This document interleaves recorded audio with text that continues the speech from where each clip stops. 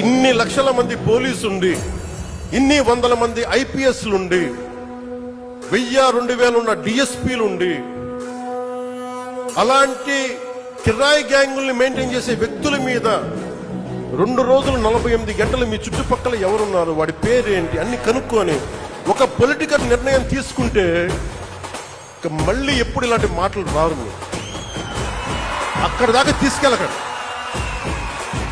సామాజిక మాధ్యమాల్లో కానీ విదేశాల్లో కూర్చొని వాగే వాళ్ళతో సహా ఇక్కడ కూర్చొని భవిష్యత్తులో మేము వస్తాం, వచ్చి మేమేం చేస్తామంటే వచ్చినప్పుడే మీరేం పీకలేదు, మరి ఏం మాట్లాడతారు? ఇప్పుడు వచ్చినప్పుడే మీరు ఏం పీకలా అంటే ఏమనుకుంటారు? మీరు కూర్చోబెట్టి మీరు బెదిరింపులు చేస్తే భయపడతాం అనుకుంటున్నారా?